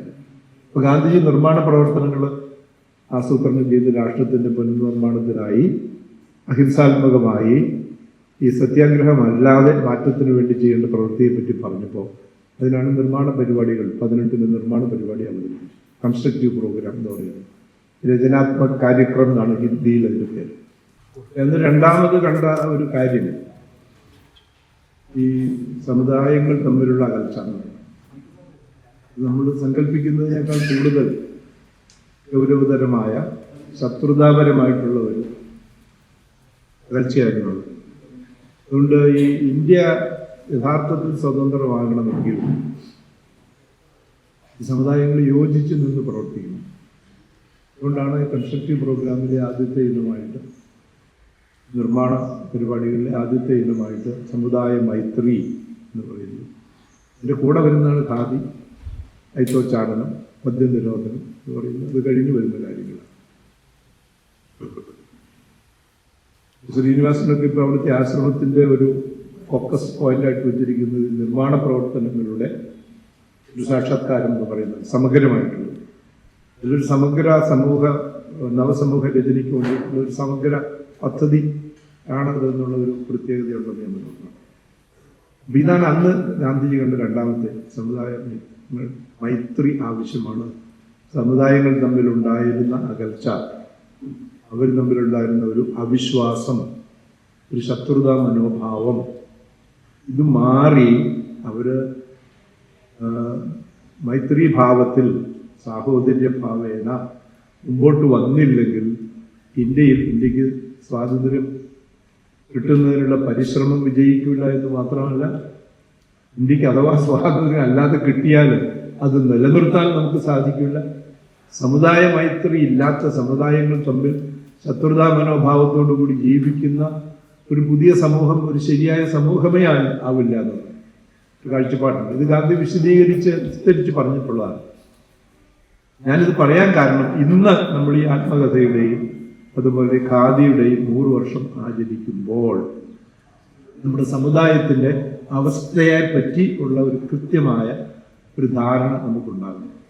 നമുക്കറിയാം, ഇവിടെ കഴിഞ്ഞ കുറേ കാലമായിട്ട് നടന്നുകൊണ്ടിരിക്കുന്ന ഒരു പരിശ്രമം ഈ മതസമുദായങ്ങൾ തമ്മിൽ മൈത്രി വളർത്തുന്നതിന് പകരം അവർ തമ്മിൽ ഒരു ശത്രുത ഉണ്ടാകുന്നതിനും തെറ്റിദ്ധാരണ ഉണ്ടാക്കുന്നതിനും അവിശ്വാസം ജനിപ്പിക്കുന്നതിനും വർദ്ധിപ്പിക്കുന്നതിനും അവരെ തമ്മിൽ അകറ്റുന്നതിനും വേണ്ടി വളരെ ബോധപൂർവം 2 കാര്യങ്ങളാണ് ചെയ്യുന്നത്. ഒന്ന്, പഴയ കാര്യങ്ങൾ ഇങ്ങനെ ഓർമ്മിച്ചെടുത്ത് അത് വീണ്ടും വക്രീകരിച്ച് തെറ്റായി ചിത്രീകരിച്ച് അത് കാണിക്കുക എന്ന് പറയുന്നതാണ്.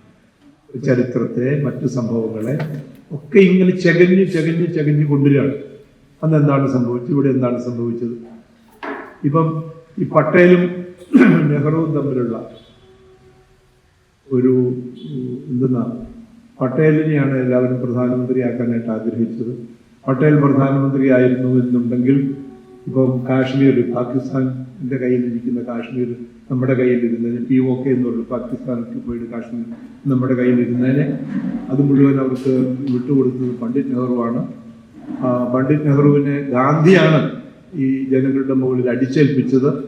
അതുകൊണ്ട് അദ്ദേഹം ഒരു ഗുജറാത്തി വിരുദ്ധനാണ് എന്ന് ഗുജറാത്തിൻ്റെ അതിനുവേണ്ടിയാണ് ഈ പട്ടേലിൻ്റെ പ്രതിമയൊക്കെ വയ്ക്കുകയൊക്കെ ചെയ്തിട്ടുള്ളത് നമുക്കറിയാം. ഇങ്ങനെ വാസ്തവത്തിൽ ഈ പട്ടേൽ തന്നെ അതിൻ്റെ അവസാന കാലത്ത് നെഹ്റുവിന് എഴുതിയിട്ടുള്ള ഈ വിഷയത്തെ പറ്റി നെഹ്റുവിന് എഴുതിയിട്ടുള്ള കത്തുകളും, സർദാർ പട്ടേലിനെ പറ്റി രാജ്മോഹൻ ഗാന്ധി എഴുതിയിട്ടുള്ള വളരെ പ്രസിദ്ധമായിട്ടുള്ളൊരു പുസ്തകമാണ്. ആ പുസ്തകത്തിൽ ഇത് മുഴുവൻ ഡോക്യുമെൻ്റ് ചെയ്തിട്ടുണ്ട്. വളരെ എക്സ്പ്ലിസിറ്റ് ആയിട്ടുള്ള ഈ കത്തുകൾ മുഴുവൻ ഡോക്യുമെൻ്റ് ചെയ്തിട്ടുണ്ടെന്നുള്ളതാണ്. അവർ തമ്മിൽ എത്ര സൗഹാർദ്ദത്വം, ചില പ്രശ്നങ്ങളിൽ സ്വാഭാവികമായിട്ടും നിലപാടുകളിൽ അവർ തമ്മിൽ അഭിപ്രായ വ്യത്യാസം ഉണ്ടായിരുന്നു എന്നുള്ളത് ശരിയാണ്. ഉദാഹരണം എന്ന് പറയുന്നത് ഈ സംസ്ഥാനങ്ങളുടെ നാട്ടുരാജ്യങ്ങൾ നമുക്കറിയാമല്ലോ. നമുക്കിവിടെ ആകെ കൂടി ബ്രിട്ടീഷുകാരുടെ കീഴിലുണ്ടായിരുന്ന 6 പ്രവിശ്യകളാണ് ഉണ്ടായിരുന്നത്. ബാക്കിയുള്ളത് മുഴുവൻ ഏതാണ്ട് 600ഓളം ചെറിയ ചെറിയ നാട്ടുരാജ്യങ്ങളായിരുന്നു. ഈ നാട്ടുരാജ്യങ്ങളായി നിൽക്കുമ്പോഴാണ് ഇന്ത്യക്ക് സ്വാതന്ത്ര്യം കിട്ടുന്നത്. നമുക്കറിയാലോ, ഇന്ത്യക്ക് ഒരു ഭരണഘടന ഉണ്ടായതെന്നാണ്. 46-ലാണ് ഭരണഘടനാ നിർമ്മാണ സഭ ഉണ്ടാക്കിയത്, കോൺസ്റ്റിറ്റ്യൂവന്റ് അസംബ്ലി ഉണ്ടാക്കിയത്. കോൺസ്റ്റിറ്റ്യൂവന്റ് അസംബ്ലി ഉണ്ടാക്കുമ്പോൾ ഇത് സ്വതന്ത്ര ഭാരതത്തിന് ഒരു ഭരണഘടന ഉണ്ടാക്കുന്നതിന് വേണ്ടിയിട്ട് ഒരു ഭരണഘടനാ നിർമ്മാണ സഭ നമ്മൾ രൂപീകരിക്കുമ്പോൾ ഈ രാജ്യം സ്വതന്ത്രമല്ല. ലോക ചരിത്രത്തിൽ സ്വതന്ത്രമല്ലാത്ത ഒരു രാജ്യത്തിന്റെ ഭരണഘടന നിർമ്മിക്കുന്നതിന് വേണ്ടി സ്വാതന്ത്ര്യം കിട്ടാത്ത കാലഘട്ടത്തിൽ പരിശ്രമങ്ങൾ ആരംഭിക്കുകയും ഭരണഘടന രൂപപ്പെടുത്തുകയും ചെയ്ത വേറൊരു സ്ഥലമില്ല എന്നുള്ളതാണ്. ഇതാണ് വസ്തുത. ഇങ്ങനെ ഈ ഭരണഘടനാ നിർമ്മാണ സഭയുണ്ടാക്കി, അത് കഴിഞ്ഞ് നമ്മളൊരു ഭരണഘടന ഉണ്ടാക്കി. ഈ കാര്യങ്ങളൊക്കെ നമ്മുടെ മുമ്പിൽ ചരിത്രപരമായിട്ട് നമ്മുടെ മുമ്പിലുള്ള കാര്യങ്ങളാണ്, നമുക്കറിയാം. ഇതൊക്കെ ഇങ്ങനെ ചകഞ്ഞെടുക്കുകയാണ്. ഇതിലെ ഓരോ സംഭവങ്ങളും ഇങ്ങനെ ചകഞ്ഞെടുത്തിട്ട് ഇത് ആളുകൾ തമ്മിൽ വിഭജനം ഉണ്ടാക്കുന്നതിന് വേണ്ടിയിട്ട് ഉപയോഗിക്കുക ചെയ്യുന്നത് വളരെ അത്ഭുതകരമായിട്ടുള്ളൊരു കാര്യമെന്നുള്ളതാണ്. പക്ഷേ ഈ രാജ്മോഹൻ്റെ പുസ്തകത്തിൽ, സർദാർ പട്ടേലിനെ പറ്റിയിട്ടുള്ള പുസ്തകത്തിൽ ഇതിൻ്റെ ഈ തരത്തിലുള്ള ഡോക്യുമെന്റ്സ് മുഴുവൻ ഇതിനകത്ത് ഉൾപ്പെടുത്തിയിട്ടുണ്ടെന്നുള്ളത് നമ്മൾ മനസ്സിലാക്കേണ്ട ഒരു കാര്യം. അതുകൊണ്ട് ഏത് സംഭവവും ഗാന്ധിക്കെതിരെ സമുദായ മൈത്രി, സമുദായത്തിൽ ഈ ഇതര മതസമുദായങ്ങൾ തമ്മിൽ നിലവിലുള്ള സൗഹൃദവും സാഹോദര്യവും വിശ്വാസവും ഇല്ലാതാക്കുന്നതിനു വേണ്ടിയും അവരെ അകറ്റുന്നതിനു വേണ്ടിയും ഉപയോഗിക്കുന്നതിന് വളരെ ബോധപൂർവമുള്ള ഒരു ശ്രമം നടക്കുകയാണ്. പട്ടേലും ഗാന്ധിയും തമ്മിൽ, പട്ടേലിനെ ഗാന്ധി അവഗണിച്ചു, മാർജിനലൈസ് ചെയ്തു, പാർശ്വവൽക്കരിച്ചു. നെഹ്റുവിനെ ഇല്ലാത്ത പ്രാധാന്യം കൊടുത്ത് നെഹ്റുവിനെ മുമ്പോട്ട് കൊണ്ടുവന്നു. അദ്ദേഹത്തെ പ്രധാനമന്ത്രി ആക്കാതെ ഇദ്ദേഹമാണ് പ്രധാനമന്ത്രി ആയിരുന്നതെങ്കിൽ ഇങ്ങനെയൊക്കെയുള്ള കാര്യങ്ങൾ പറയാണ്. ഞാനിത് പറഞ്ഞു വന്നത് എന്താണെന്ന് വെച്ചാൽ, ഈ നാട്ടുരാജ്യങ്ങളെ ഇന്ത്യൻ യൂണിയനിൽ ചേർക്കേണ്ടത് എങ്ങനെയാണ് എന്നുള്ളതിനെ സംബന്ധിച്ച് ഒരു ചെറിയ അഭിപ്രായ വ്യത്യാസം പട്ടേലും നെഹ്റുവും തമ്മിലല്ല, കോൺഗ്രസ് വർക്കിംഗ് കമ്മിറ്റിയിലും ഒക്കെ അന്ന് നാഷണലായിട്ട് തന്നെ ഉണ്ടായിരുന്നതാണ്. ഫോഴ്സ് ഉപയോഗിക്കാമോ ഇല്ലേ എന്ന കാര്യം. ഈ ബ്രിട്ടീഷ് പ്രോവിൻസുകളെല്ലാം സ്വതന്ത്ര ഇന്ത്യയിൽ വരും. അത് കൂടുന്നതാണ് ബ്രിട്ടീഷുകാരുടെ സങ്കല്പത്തിൽ സ്വതന്ത്ര ഇന്ത്യ. അവർ പറഞ്ഞത് നാട്ടുരാജ്യങ്ങൾ അവരുടെ ഇഷ്ടം പോലെ തീരുമാനിക്കും. അവർക്ക് സ്വതന്ത്ര ഇന്ത്യയിൽ ചേരണമെങ്കിൽ ചേരാം, സ്വതന്ത്രമായിട്ട് നിൽക്കണമെങ്കിൽ നിൽക്കാം. ഇതായിരുന്നു ബ്രിട്ടീഷ് ഗവൺമെന്റിന്റെ ഒരു നിലപാട്. അതായിരുന്നു. അങ്ങനെ ഒരു നിലപാട് അവർ പരസ്യപ്പെടുത്തുകയും ഇവരെ അറിയിക്കുകയും ചെയ്തു. അപ്പൊ അങ്ങനെ അതിന്റെ ഫലമായിട്ട് എന്തു പറ്റി? ഇവിടെ ഒരുപാട് നാട്ടുരാജ്യങ്ങൾ ഞങ്ങൾ ഇന്ത്യൻ യൂണിയനിൽ ചേരാൻ, ഒരു കുഞ്ഞു നാട്ടുരാജ്യമാണ് ഈ തിരുവിതാംകൂർ. തിരുവിതാംകൂറിന് രാജാവിന്റെ താല്പര്യം ആയിരുന്നില്ലെന്ന് പറയണം, ദിവാനാണ് പറയണത്. എന്താണ് ഇത്? ഞങ്ങൾ സ്വതന്ത്ര തിരുവിതാംകൂറായിരുന്നു. നമുക്ക് കഥ അറിയാം. കൊച്ചി രാജ്യം ഇപ്പുറത്തുള്ള കൊച്ചി രാജ്യമാണ്. കാര്യം തിരുക്കൊച്ചിയാണെങ്കിലും ബ്രിട്ടീഷുകാർ വന്നു കഴിഞ്ഞപ്പോൾ അത് 2 രാജാക്കന്മാരുണ്ട്, 2 രാജ്യമായിട്ട് നടക്കാം. കൊച്ചി രാജാവിനോട് ചോദിക്കണം എന്താണ് വേണ്ടത്. പങ്കുണ്ണി മേനോൻ വന്നു, വി പി മേനോൻ വന്നു കൊച്ചി രാജാവുമായിട്ട് ചോദിക്കണം, നിങ്ങൾക്ക് രാജ്യം ഇന്ത്യൻ യൂണിയൻ ലയിപ്പിക്കാൻ തയ്യാറാണോ? അതിന് എന്ത് നഷ്ടപരിഹാരം തരണം? ഇതിനെ പ്രിവ്യൂ പേഴ്സൺ എന്ത്? ഇത് 2 കാര്യങ്ങളാണ് ചർച്ച ചെയ്യുന്നത്. ഈ കൊച്ചി രാജാവ് അത്യന്തം ലാളിത്യം ഉണ്ടായിരുന്ന സിമ്പിളായിട്ടുള്ള ഒരു മനുഷ്യൻ, നിഷ്കളങ്കൻ നമ്മൾ വിശേഷിപ്പിക്കുന്ന ഒരു മനുഷ്യൻ ഈ ഇങ്ങനോട് വി പി മേനോനോട് ചോദിച്ച ഒരു ചോദ്യമുണ്ട്. അദ്ദേഹത്തിൻ്റെ ആ ചർച്ചയിൽപ്പെട്ട ആളുകൾ അത് രേഖപ്പെടുത്തി ഞാൻ വായിച്ചിട്ടുള്ളത് പറയാം. അദ്ദേഹം ചോദിച്ചു അത്രേ, എന്താ മേന്മേ, ഇത് പ്രതിഫലം മേടിച്ചു വിൽക്കാൻ എന്റെ വകയാണോ കൊച്ചി രാജ്യം? ഇവിടുത്തെ പ്രജകളൊക്കെ എന്റെ വകയാണ് ആണ് ചോദിച്ചത്. അതുകൊണ്ട് എന്ത് വേണം? അവിടെ ഒരു പ്രജാമണ്ഡല സഭയുണ്ടായിരുന്നു, ഒരു കൊച്ചി പ്രജാസഭ എന്ന് പറയുന്നത്. ആ പ്രജാസഭയോട് ചോദിക്കാൻ പോകും. പ്രജാസഭയോട് ചോദിച്ചപ്പോൾ അവര് ഇന്ത്യൻ യൂണിയൻ ലയിക്കണമെന്ന് പറഞ്ഞു. ഇന്ത്യൻ യൂണിയൻ ലയിക്കാം, പ്രതിഫലം വേണ്ടെന്ന് പറഞ്ഞു. പ്രിവി പേഴ്സേ ഉള്ളൂ കൊച്ചിയിൽ, കോമ്പൻസേഷൻ മേടിച്ചില്ല. ഇങ്ങനെയുണ്ട് രാജ്യം ഞാൻ പറയുന്നത്.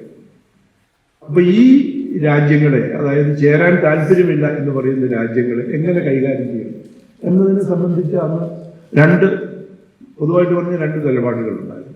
ഒന്ന്, വേണ്ടി വന്നാൽ നമുക്ക് ബലം പ്രയോഗിച്ച് ഇവരെ ഇങ്ങനെ വിട്ടാൻ പറ്റൂല, കാരണം ഇവരല്ല രാജാവല്ലന്റെ പ്രശ്നം, ജനങ്ങളാണ്. അത് വേണ്ട, അനുനയത്തിൽ കൂടി നമുക്ക് അവരെ ഇതിനകത്ത് ലയിപ്പിക്കുകയാണ് വേണ്ടത് എന്നുള്ളൊരു നിലപാട്. ഈ രണ്ട് നിലപാടുകൾ തമ്മിലുള്ള ഒരു സംഘർഷമാണ് ഉണ്ടായിരുന്നത്. വലിയ സംഘർഷമൊന്നും ആയിരുന്നില്ല. അതിനെ ഇപ്പൊ പർവ്വതീകരിച്ച് കാണിക്കുകയാണ് വേണ്ടി. അതൊക്കെ പരിഹരിക്കപ്പെട്ട പ്രശ്നമെന്ന് നമുക്കറിയാം. ലോകത്ത് എവിടെയെങ്കിലും സംഭവിച്ചിട്ടുണ്ടോ? അതായത് ഈ 600ഓളം നാട്ടുരാജ്യങ്ങളുണ്ട്, ചെറിയ നാട്ടുരാജ്യങ്ങളുണ്ട്. ഈ 600ഓളം നാട്ടുരാജ്യങ്ങളും, അത് ഹൈദരാബാദ് നൈസാം പോലുള്ള ആളുകളുണ്ടായിരുന്നു എന്ന് ഓർക്കണം. അതുപോലെ കാശ്മീർ രാജാവ്, അവര് ഉൾപ്പെടെ എല്ലാവരും, അതിനകത്ത് ഹൈദരാബാദിലാണ് സ്വല്പം ഒരു പട്ടാളത്തെ വിടുകയൊക്കെ ചെയ്ത്, അങ്ങനെ ഒരു പോലീസ് ഓഫ് ആക്ഷൻ എന്നാണ് അതിന് പറഞ്ഞിരുന്ന പേര് തന്നെ, പട്ടാളം എന്നുള്ള വാക്ക് ഉപയോഗിച്ചില്ല. ഇതൊക്കെ ഇങ്ങനെ ആവശ്യത്തിൽ കൂടുതൽ എക്സാജറേറ്റ് ചെയ്ത്, അതായത് പർവ്വതീകരിച്ച് പറഞ്ഞ് ഇവര് തമ്മിൽ ഭയങ്കരമായിട്ടുള്ളൊരു സംഘർഷം ഉണ്ടായിരുന്നു എന്ന് വരുത്തി തീർക്കുകയും, സമുദായ മൈത്രി എന്ന് പറയുന്നതും ഈ രാജ്യത്തെ നമ്മൾ നേടിയെടുത്തിട്ടുള്ള ഒരു ഇന്റഗ്രേഷൻ എന്ന് പറയുന്നതുണ്ട്, ഒരു ഉഗ്രഥനം എന്ന് പറയുന്നുണ്ട്, അതിനെ തകർക്കാനായിട്ട് ശ്രമിക്കുകയും ചെയ്യുന്ന ഒരു അന്തരീക്ഷത്തിലാണ് നമ്മൾ ഈ കാര്യം പറയുന്നത്. നമുക്കറിയാമല്ലോ, ഹെയ്റ്റ് സ്പീച്ച് എന്നൊക്കെ പറയുന്നു. അതിനെല്ലാം ഉള്ള മറുപടി ഇതിനകത്തുള്ളതുകൊണ്ടാണ് ഈ പശ്ചാത്തലം ഞാൻ പറയുന്നത്. ഇങ്ങനെ രണ്ട് കാര്യങ്ങളെങ്കിലും നമ്മൾ മുഖ്യമായും ഇതേപ്പറ്റിയുള്ള ഈ ആചരണത്തിൻ്റെ സന്ദർഭത്തിൽ ഓർത്തിരിക്കേണ്ടതായിട്ടുണ്ട്. ഞാൻ ആദ്യം പറഞ്ഞ കാര്യം എന്താണ്? ആദ്യം പറഞ്ഞത് ഗാന്ധിജിയെ നമസ്കരിക്കുന്നതിനും വക്രീകരിക്കുന്നതിനും, അദ്ദേഹത്തെ ഒരു ഡെമണൈസ് ചെയ്യുന്നവന്, അദ്ദേഹം ഒരു പൈശാചിക ശക്തിയുടെ ഒരു വക്താവായിരുന്നു എന്നുള്ള മട്ടിൽ അദ്ദേഹത്തെ ചിത്രീകരിക്കുന്നതിന് വേണ്ടിയിട്ട് നടത്തുന്ന, അത് വെറുതെ നമ്മൾ ഈ എന്താ പറയുക, ഈ തമ്മിൽ അടിപിടി ഉണ്ടാക്കുന്ന ആളുകളുണ്ടല്ലോ, ഈ ലംബൻ എലമെന്റ്സ് എന്ന് നമ്മൾ പറയുന്ന, അവരല്ല ഇത് ചെയ്യുന്നത്. വളരെ സമർത്ഥരായിട്ടുള്ള ആളുകൾ, അക്കാഡമിക്സിൽ ഇരിക്കുന്ന ആളുകൾ മുതൽ, അതുകൊണ്ടാണ് ഈ അക്കാഡമികളെല്ലാം പിടിച്ചെടുക്കുന്നത്. അതായത് ഇപ്പം യൂണിവേഴ്സിറ്റി ഗ്രാൻസ് കമ്മീഷൻ, പഴയ university grants commission, NCERT, Indian council of historical research, Indian council of philosophical research, Indian council of cultural relations, നമ്മുടെ നാട്ടിലുള്ള സ്ഥാപനം, ഗുജറാത്ത് വിദ്യാപീഠം ഗാന്ധിജി സ്ഥാപിച്ച യൂണിവേഴ്സിറ്റിയാണ്. ഇന്ത്യ സഹകരണ പ്രസ്ഥാനത്തിന്റെ സമയത്ത് സ്ഥാപിച്ച യൂണിവേഴ്സിറ്റിയാണ്. ഞാനവിടെ 4 കൊല്ലം UGC പ്രൊഫസറായിട്ടിരുന്ന ആളാണ്. അതിനെ ഒരു ഗാന്ധി മാർഗത്തിലുള്ള അവിടുത്തെ സീനിയറായിട്ടുള്ള ആളുകളുടെ ഒരു ട്രസ്റ്റാണ് അത് കൺട്രോൾ ചെയ്തിരുന്നത്. ഒരു ട്രസ്റ്റി മണ്ഡൽ എന്ന് പറയുന്നുണ്ട്, അവരാണത് കൺട്രോൾ ചെയ്തിരുന്നത്. അവരൊക്കെ പിരിച്ചുവിടുമല്ല, അവരെ അത് പുനർസംഘടിപ്പിച്ചിട്ട് അവിടുത്തെ ഗവർണർ ചാൻസലറായിരുന്നത് ഇതിൽ നിന്ന് തെരഞ്ഞെടുക്കുന്ന ഒരാളായിരുന്നു. ആദ്യത്തെ ചാൻസലർ മഹാത്മാഗാന്ധിയായി, അത് കഴിഞ്ഞ് സർദാർ പട്ടേലായി, അത് കഴിഞ്ഞ് സുശീല നയ്യാരായി, അത് കഴിഞ്ഞ് മൊറാർജി ഭായി ആയി, അത് കഴിഞ്ഞ് രാംലാൽ പരീഖായിരുന്നു, അത് കഴിഞ്ഞ് രവീന്ദ്ര വർമ്മയായിരുന്നു, അത് കഴിഞ്ഞ് നാരായൺ ദേശായി ആയി, അത് കഴിഞ്ഞ് ഇളാബനായിരുന്നു ചാൻസലറായിരുന്നു. ഞാൻ ചെല്ലുമ്പോൾ നാരായൺ ദേശായിയാണ് ചാൻസലർ. അദ്ദേഹം മരിച്ചു കഴിഞ്ഞപ്പോൾ ഇളാഭട്ട് എന്ന് പറയുന്ന സേവ സ്ഥാപിച്ച അവരായിരുന്നു ചാൻസലറായിട്ട്. അവരുടെ കയ്യിൽ നിന്നാണ് ഇവരത് പിടിച്ചെടുത്തത്. അപ്പൊ അവരുടെ ഒരു സ്ഥലമായിട്ടുണ്ട്, ഒരു മുഖ്യ പ്രചാരക്കായിരുന്ന ഒരാളാണ് ഇവിടെ വൈസ് ചാൻസലറായിട്ട് ഇരിക്കുന്നയാൾ, യൂണിവേഴ്സിറ്റിയിലുണ്ടായിരുന്ന ആളാണ്. അങ്ങനെ മാറിയത്, ഇങ്ങനെ മാറ്റിയെടുക്കുന്നു. സബർമതി ആശ്രമം അവരുടെ നിയന്ത്രണത്തിലായി. സേവാഗ്രാമാശ്രമം എപ്പോഴാണ് പൂർണ്ണമായും അവരുടെ നിയന്ത്രണത്തിൽ വരുന്നത്? വാരണാസിയിലെ ക്യാമ്പസ് എന്ന് പറയുന്നുണ്ടായിരുന്നു, അത് മുഴുവൻ ഇടിച്ചു നിരത്തി ഒറ്റ രാത്രി കൊണ്ട്. അവിടെ ലൈബ്രറി ഉണ്ടായിരുന്നു, ഗാന്ധിയൻ ഇൻസ്റ്റിറ്റ്യൂട്ട് ഓഫ് സ്റ്റഡീസ് എന്ന് പറയുന്ന ഒരു ഇൻസ്റ്റിറ്റ്യൂട്ട് ഉണ്ടായിരുന്നു. അവിടെ AP സ്ഥാപിച്ചതാണ് ഗാന്ധിയൻ ഇൻസ്റ്റിറ്റ്യൂട്ട് ഓഫ് സ്റ്റഡീസ് എന്ന് പറയുന്നത്. ജയപ്രകാശ് നാരായണൻ സ്ഥാപിച്ചതാണ്. അതിന്റെ ആദ്യത്തെ ഡയറക്ടറായിട്ട് EF ഷൂമാഹറാണ് JP ക്ഷണിച്ചത്. അദ്ദേഹം വരാൻ സമ്മതിച്ചതാണ്, സമ്മതം അറിയിച്ചതാണ് എൻ്റെ ഡയറക്ടറായിട്ട് വരാനായിട്ട്. ഇന്നലെയാണ് അദ്ദേഹം ഒരു കാർ അപകടത്തിൽ മരിച്ചുപോയി, വരാൻ പറ്റിയില്ല. അങ്ങനെ ആ ഇൻസ്റ്റിറ്റ്യൂട്ടിന്റെ ലൈബ്രറി പോലും, പുസ്തകങ്ങൾ പോലും എടുത്ത് സേവ് ചെയ്യാനായിട്ട് സമ്മതിച്ചില്ല എന്നുള്ളതാണ് ഇടിച്ചു നിരത്തിയത്. ഇങ്ങനെ ഉള്ള ഒരു അന്തരീക്ഷം സൃഷ്ടിക്കപ്പെടുന്നു എന്നുള്ളത് നമ്മൾ അറിയേണ്ട ഒരു സംഗതിയാണ്. അങ്ങനെ വളരെ എന്തെന്നാ പറയുന്നത്, ഈ നമ്മുടെ സാംസ്കാരിക വിദ്യാഭ്യാസപരമായിട്ടുള്ള നയപരിപാടികൾ രൂപീകരിക്കുകയും അതിനെ ഓപ്പറേഷണലൈസ് ചെയ്യുകയും അതിന് പ്രാവർത്തികമാക്കുകയും ചെയ്യുന്ന ഈ കീ സെന്റേഴ്സ്, ആ താക്കോൽ സ്ഥാപനങ്ങളെല്ലാം അവർ കൈവശപ്പെടുത്തിയിട്ട് അതിൽ കൂടി പ്രചാരണം നടത്തുകയാണ്. നമുക്കറിയാമല്ലോ, ഞാനൊരു പ്രസംഗത്തിൽ അതേപ്പറ്റി പറഞ്ഞിട്ടുണ്ട്. അത് വേണമെങ്കിൽ ജേക്കബിന് കട്ട് ചെയ്ത് ഈ TV ഇടാവുന്നതാണ്. ഞാൻ തിരുവനന്തപുരത്ത് ചെയ്തൊരു പ്രസംഗത്തിൽ നമ്മുടെ പുതിയ ഗവർണർ പറഞ്ഞല്ലോ, ആത്മഹത്യയിലേക്ക് ഞാൻ വരികയാണ്. എന്താണ് ഭീതി ദിനം? ഓഗസ്റ്റ് 15 ഭീതി ദിനമായി ആചരിക്കണം എന്ന് പറയുക. യൂണിവേഴ്സിറ്റികളോട് ആവശ്യപ്പെടുകയാണ് ഓഗസ്റ്റ് 15 ഭീതി ദിനമായിട്ട് ആചരിക്കണം. ഓൾ ഇന്ത്യ റേഡിയോക്കാര് അതിന്റെ 2 ദിവസം മുമ്പ് എന്നെ വിളിച്ചിട്ട് പറഞ്ഞു, ഈ ഗവർണർ പറയുമ്പോൾ അവർക്കൊന്നും ചെയ്യാൻ പറ്റില്ലല്ലോ, നിസ്സഹായരാണ്. അവർ പറഞ്ഞു, ഇതെങ്ങനെയാണ് സാർ നമുക്കിത് ഒരു ഭീതി ദിനമായിട്ട് അപകടമില്ലാതെ അവർക്ക് അതിനോട് യോജിപ്പില്ല വ്യക്തിപരമായിട്ട്. എനിക്ക് വളരെ വ്യക്തിപരമായിട്ട് അറിയാവുന്ന ഒരാളാണ്, പേര് ഞാൻ വെളിപ്പെടുത്തുന്നില്ല. റെക്കോർഡ് ചെയ്തൊന്നും സ്റ്റെബിലൈസ് ചെയ്തേക്കരുത്, ജീവന്റെ അത് എഡിറ്റ് ചെയ്ത് കളയണം കേട്ടോ.